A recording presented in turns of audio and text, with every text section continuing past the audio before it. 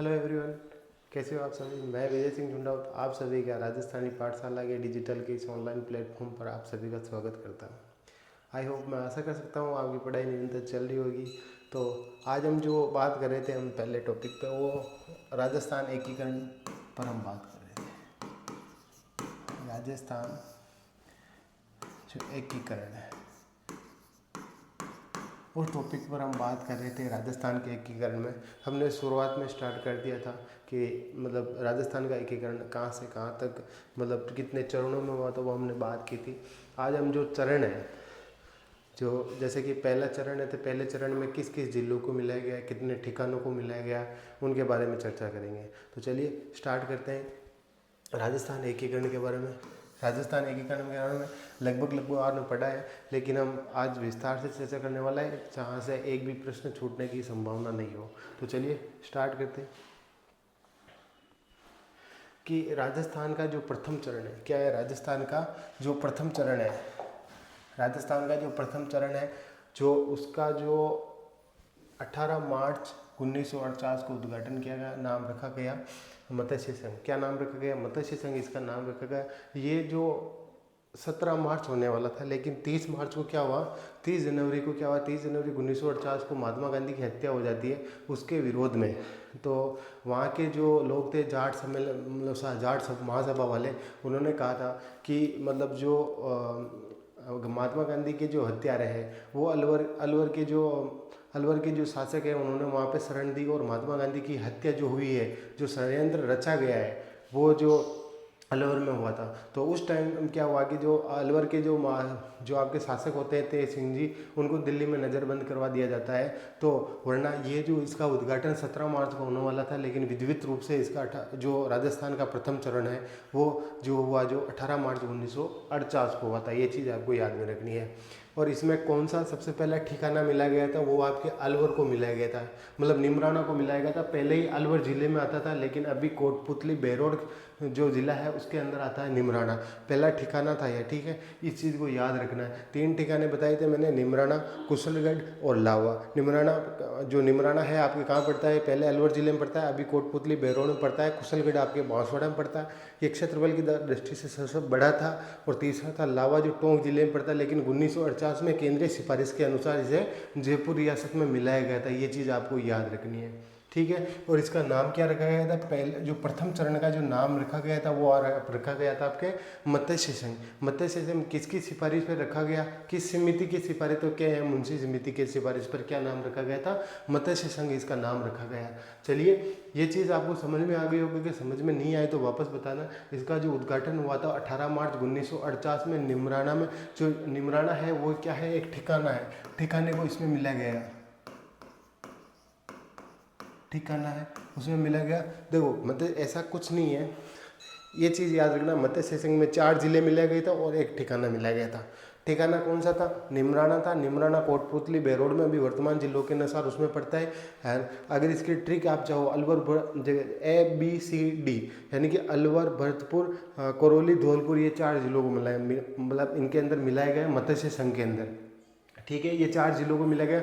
अगर 4 जिलों को एक करना है तो सभी एक जिलों से एक शासक को क्या पदभार संभालना पड़ेगा। तो उन्होंने क्या किया कि मतलब सभी शासकों को एक करना है, क्योंकि अगर एक शासक को मतलब अगर किसी जिले की राजधानी बना दी तो सब शासक वहाँ जाएंगे तो वो क्या सोचेंगे, यार हमारे को तो कुछ बनाया नहीं। तब उन्होंने क्या किया, मंत्रिमंडल भी बनाई थी और वहाँ के जो राज प्रमुख भी बनाया था और प्रधानमंत्री भी बनाया था। तो वो कौन कौन है उसके बारे में चर्चा करते हैं, ठीक है। मिलाए गए जिले कितने? अभी मैंने आपको बताया कि 4 जिले, अलवर, भरतपुर, करौली, धौलपुर। इसकी जो ट्रिक है आप ये याद रख सकते हो, ABCD, अलवर, भरतपुर, करौली, धौलपुर। ये इसकी ट्रिक है, याद रख लेना आप, ठीक है। अब जो राजधानी है, अब राजधानी किसे? क्योंकि पहले जो शासक था, क्या पहले जो शासक था वो तेज सिंह था, लेकिन यहाँ क्या जो आपने 30 जनवरी 1948 के षड्यंत्र में जो आपके तेज सिंह जी है वो उनको क्या कर देते हैं, नज़रबंद कर देते हैं दिल्ली के अंदर। ठीक है, तो यहाँ के जो राजधानी अलवर की जो राजधानी है, राजधानी किसे बनाया गया, अलवर को बनाया गया। किसकी, मत्स्य सिंह की राजधानी अलवर को बनाया गया था। और प्रधानमंत्री किसे बनाया गया था, प्रधानमंत्री शोभाराम कुमावत को बनाया गया था। शोभाराम कुमावत कहाँ के थे, अलवर के थे। उस टाइम शासक कौन थे, तो अलवर के शासक शोभाराम कुमावत थे। और प्रधानमंत्री किसे बनाया गया, शोभाराम कुमावत को बनाया गया था। और राज प्रमुख किसे बनाया गया, राज प्रमुख आपके उदयभान सिंह को बनाया गया था। किसे, उदयभान सिंह कहाँ के हैं, तो ये आपके धौलपुर के कहाँ के हैं, ये आपके उदयभान सिंह जी कहाँ के हैं, धौलपुर के थे। और इन्हें क्या बनाया, राज प्रमुख। मतलब सवाल कहीं से भी बन सकता है, आपको निम्नलिखित में दे देंगे भैया मत्स्य संघ का प्रधानमंत्री कौन था, डायरेक्ट ये पूछ लेंगे राज प्रमुख कौन था, कितने जिले मिले गए। निम्नलिखित में से मत्स्य संघ में कौन सा जिला शामिल नहीं था तो तीन ये जिले दे देंगे, एक दूसरा जिला दे देंगे, तो आपका क्वेश्चन अटक जाएगा। तो आप ध्यान रखना, पहले मत्स्य संघ में 4 जिले मिलाए गए थे, एक ठिकाना मिलाया गया था। और प्रधानमंत्री किसे बनाया, राज प्रमुख किसे बनाया, तो ये चीज़ आप लिख लेना, नोट्स के हिसाब से मैंने लिखी, आप लिखना। और उप प्रधानमंत्री किसे बनाया गया, युगल किशोर चतुर्वेदी को।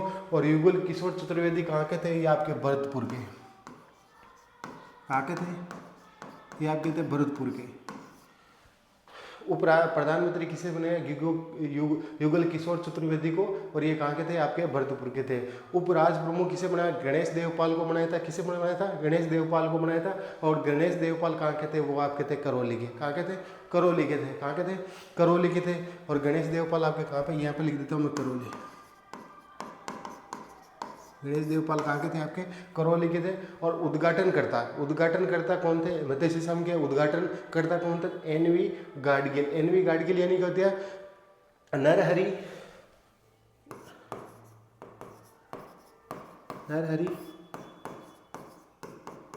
विष्णु गोडगिल।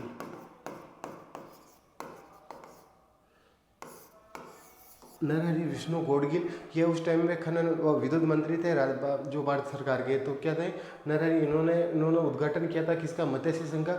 अब देख लो, मत्स्य संघ में 4 जिले थे, याद करना मेरे साथ साथ ही, आँख बंद करके याद करना। 4 जिले थे, एक ठिकाना था। और इसके जो उद्घाटनकर्ता कौन थे, वो थे आपके NV गोडगिल, नरहरि विष्णु गोडगिल। ठीक है। और इसके जो मत्स्य संघ का नाम किसके सिफारिश पर गया, के मुंशी समिति के सिफारिश पर रखा गया। तो चलिए ये चीज़ आपको समझ में आ गई होगी।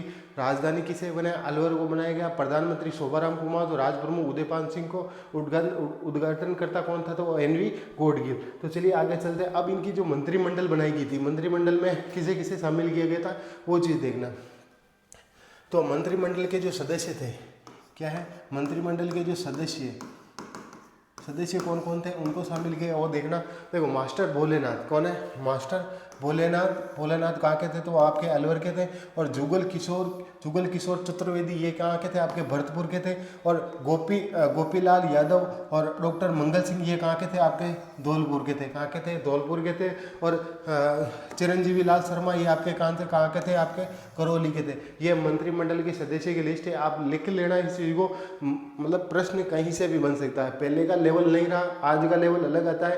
पहले मेरिट अगर 120 रेट में अगर 120 और 130 जा रही थी, तो वो अब नहीं रहा है, डायरेक्ट 180 या 190 जाने लगी।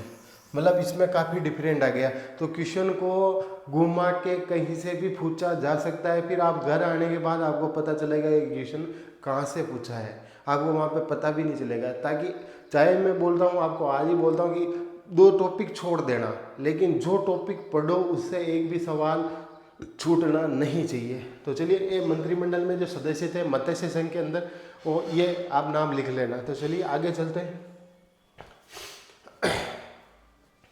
मत्स्य संघ की जो वार्षिक आय थी 1.84 लाख रुपए थी, यानी 1,84,00,000 रुपए थी। मैंने आपको बताया instrument of stand steel 2 agreement जारी किए थे जनसंख्या के आधार पर और वार्षिक आय के आधार पर, जिसकी वार्षिक आय और जनसंख्या के आधार पर। तो उन्होंने इस टाइम यह जो मत्स्य संघ बनाया था, तो इसकी वार्षिक आय कितनी थी, 1,84,00,000 रुपए थी। ठीक है। और मत्स्य संघ की कुल जनसंख्या कितनी थी? मत्स्य संघ की 18 लाख के आसपास, क्या है, 18 लाख के आसपास कुल जनसंख्या थी। और इसका जो क्षेत्रफल पूछ ले तो 12,000 वर्ग मील था। कितना? 12,000। और 18,000 अगर आपको पूछ ले कि अगर आंकड़ा पूछ ले कि बिल्कुल ही 18,000 तो कितना था वो, तो अगर आपसे पूछ ले और क्षेत्रफल पूछ ले तो कितना है, तो 12,000। और क्षेत्रफल पूछ ले अगर आपसे तो कितना था, 12,000। और जनसंख्या आप उससे पूछ ले तो वो कितनी थी आपके, 18 लाख। और क्षेत्रफल पूछ ले तो कितना था, 12,000 वर्ग किलोमीटर क्षेत्रफल, 12,000 वर्ग किलोमीटर। कितना था? मत्स्य संघ का क्षेत्रफल कितना था, 12,000 वर्ग किलोमीटर। और 18 लाख के आसपास जनसंख्या थी, जिसमें 18,34,994 ऐसी कुछ जनसंख्या थी, फिक्स में आंकड़े में पूछ ले तो। ठीक है। मत्स्य संघ का उद्घाटन कहाँ पे हुआ था? लोहागढ़। और लोहागढ़ में अगर अंदर का पूछ ले तो कहाँ पे होता है? किशोर महल। किशोर महल में इसका क्या हुआ? उद्घाटन हुआ था मत्स्य संघ का। मैं आपको वापस कह रहा हूँ, मत्स्य संघ का नाम किसकी सिफारिश पर रखा, किस समिति की सिफारिश पर रखा गया था? वो आपके के मुंशी समिति की सिफारिश पर उद्घाटन कहाँ हुआ था? लोहागढ़ में। और लोहागढ़ आपके कहाँ पड़ता है? आपके भरतपुर में। भरतपुर में, ये चीज़ याद रखना। लोहागढ़ कहाँ पड़ता है? आपके भरतपुर में। और लोहागढ़ में कहाँ पर हुआ? तो किशोर महल में इसका उद्घाटन हुआ था। किसका? मत्स्य संघ का। मत्स्य संघ में कितने जिले शामिल किए? 4 जिले शामिल किए थे। और 4 जिलों में और एक ठिकाना, तो उसका नाम था निमराना। निमराना कहाँ पड़ता है? आपके कोटपुतली बहरोड में। और मत्स्य संघ का जो नाम किसकी सिफारिश पर थे? तो आपके के मुंशी की सिफारिश पर। ये चीज़ आप याद में रखनी है। क्या करनी है? ये याद रखनी है। वापस मैं आपको दोहरा देता हूँ, आज हमने क्या क्या बताया था। ये चीज़ पहला जो चरण है वो हमने कंप्लीट किया। और इसमें अगर आपको कोई समस्या हो तो आप मेरे को कमेंट करके जवाब देना। तो आज के लिए इतना ही, मिलते हैं कल, क्योंकि सभी चरण एक साथ में करवा दूंगा तो मतलब उल्टा सीधा हो जाएगा। तो आज के लिए इतना ही, मिलते हैं कल। Thank you so much. अगर आपको क्लास अच्छी लगी हुई तो लाइक करना, अपने दोस्तों को शेयर करना, ताकि मेरा और हौसला बढ़ सके और मैं आपके लिए अच्छा से अच्छा कंटेंट लेके आ सकूं। तो बाय बाय, गुड बाय। तो आज के लिए इतना ही। Thank you so much.